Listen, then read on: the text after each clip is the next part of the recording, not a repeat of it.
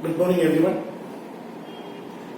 I hope you have all seen the previous videos. And in the last class, we had a video related to the conditional operator program. And I hope you have all solved those programs in the computers. And there is no doubt. If you have any doubt, you can write it in the comments area, and I will be replying to that. And now, from the chapter 4, from exercises 4.7.8 onwards, I am giving you as an assignment. As you have already studied the remaining portions of this chapter, you have to go through the entire exercises and the portions and make a note of it. And then you may ask me any doubt through the comments area. And one more thing I would like to say, we are nearing to the midterm test from 20th of July, and we have to have certain portions from the programming part also. So I would like to start the programming parts from the chapter decision making. So previously whatever we have studied, you please revise thoroughly and give the comments in the comments area. Definitely I will be replying to that and clear all the doubts. Okay, let's proceed. Today I would like to teach the decision making chapter, the chapter 10. Decision making. Decision making statements. This is chapter number 10. See, in day-to-day life, we have to take decision on different cases. Suppose you are traveling from Mirzapur to Allahabad. Then we can have three modes of conveyance. The best one is traveling by train. Second one is traveling by bus. Or third one is hiring a vehicle and going. So we simply see our mode of conveyance by giving a flowchart. Okay, first one, we want to travel. We are taking a decision here, checking is train available in the right time. Whenever we have to go, we are checking whether is train available. This box is known as decision box. You have already studied in the lower class. We are given a decision box, and what decision we have to take? We have to check whether we have a train available or not. If we have, then we will say travel by train. So we will be reaching Allahabad. And else, what we have to do? Else, we have to go by bus and then reach the same location, Allahabad or the Prayagraj. Okay, see, we are in a mood to travel to Allahabad. We are checking first of all the best mode is train available. If train is available, we will opt for that, and then we will travel by train and reach Allahabad or Prayagraj. And if our train is not available, we should have another alternative. That choice we will be selecting to this one. Else we will say go by bus and we are reaching Allahabad. So this kind of a decision we have to take. We have a certain statements in Java for taking decisions during the program's execution. One of them is if, and the second one is switch. Okay, before going to both, I would like to say the statement what we have studied previously, the operator we have studied previously, the conditional operator, that he was also doing the same thing. That also was used for taking a decision. We saw expression 1 is a condition, and when that condition was true, then a certain course of action was done. Otherwise, another course of action was done. So the conditional operator is a decision making operator. And if as well as switch statements are condition making, decision making statements. So that name has got a difference. Please remember that. Okay, now we will proceed with the if. We will proceed with the if statement.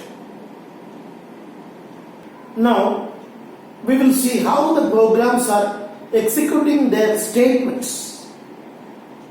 In every programming language, their statements are executed in 3 different ways. We say them as sequentially, all the statements are executed sequentially. Second one, selectively, and third one, iteratively. What is sequential? Let's take one example. We have a few statements in our program. This is statement 1, statement 2, statement 3. So when the program is executed, it is executing all the programming statements one by one after another. Sequentially they are executed. None of the statements are avoided. See, in that case we say that the program is executed sequentially. In the previous one I said, going to Allahabad, we had 2 options, 2 mode of conveyances. One is train and the other one is our bus. So at a time when you are traveling, you may select either the train or the bus. That means out of these 2 choices, we will take only one. Let us see that. See, we want to go, we are giving a decision box there. Is train available? If train is available, then we will say travel by train, and if it is yes, and if it is no, we will say go by bus. And whatever is the choice, we will reach Allahabad. So out of these 2 choices, any one is executed. So we say that is selective way.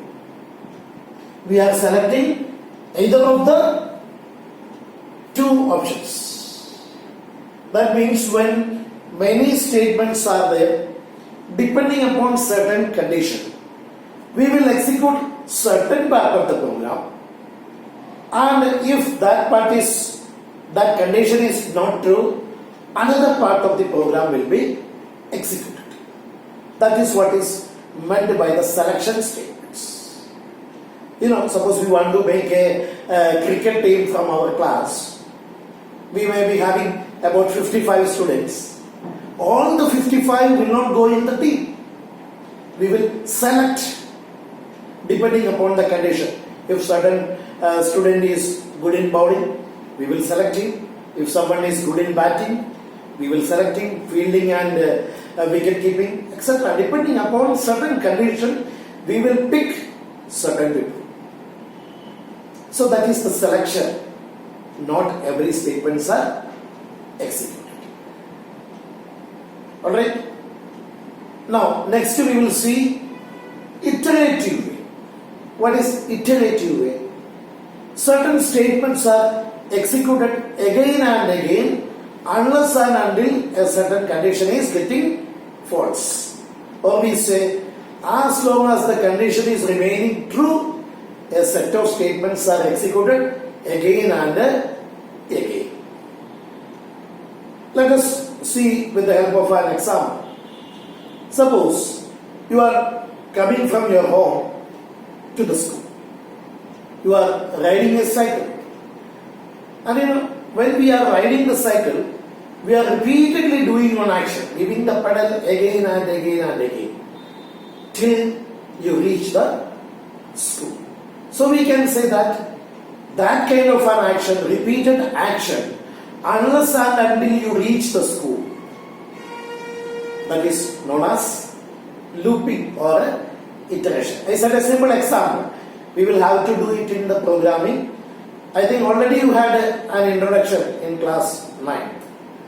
Okay, now let's go through the selection statements, because this chapter is related to the decision making using the if statement. Okay, let us see the syntax of if statement, our decision making statement. If with the expression which is given inside a parenthesis.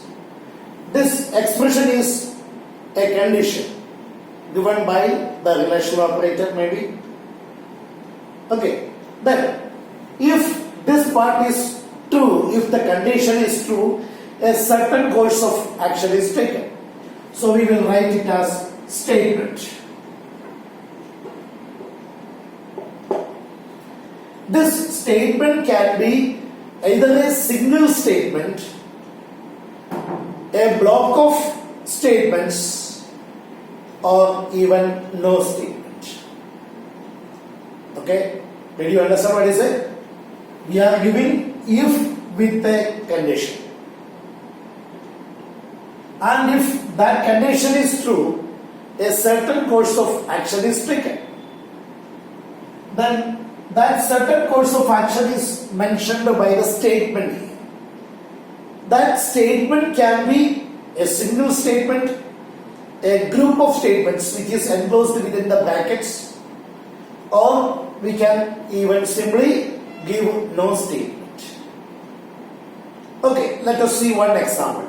We are going to see whether the given input number is positive. My question is only to check whether the given number is positive. With the help of a program, we can solve it. Okay. So I am giving import so and so. Afterwards, class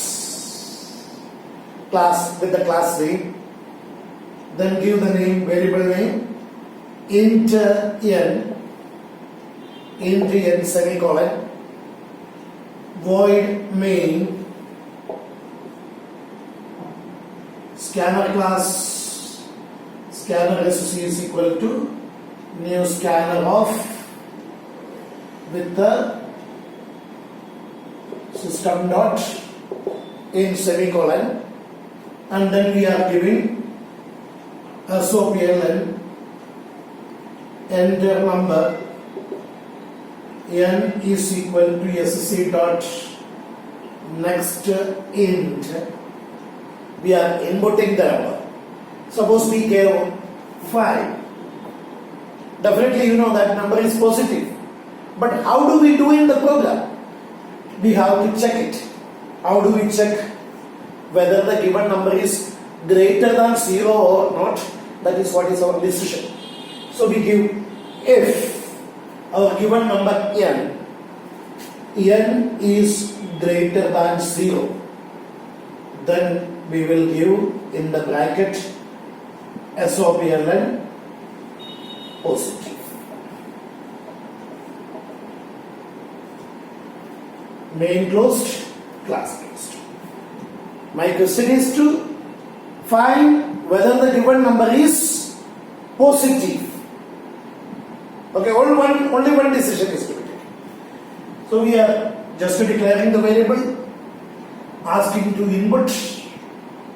The 5 is going to n, checking 5 is greater than 0. We got the output as positive. Okay, suppose someone is giving a negative value to this program. Minus 5 is entered. What happens when we come to the statement minus 5? Is minus 5 greater than 0? No.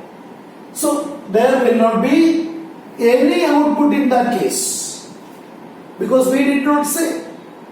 If the number is not greater than 0, what we have to do is not mention. So in that case, what will be the output? No output. That step we have to go. That means if something is not true, we have to go for an alternative. As I said in the previous one, if train is only there, if train is available, we will go. And if not train, we cannot cancel the program. We have to go. So we will go with the else statement in the coming program. That is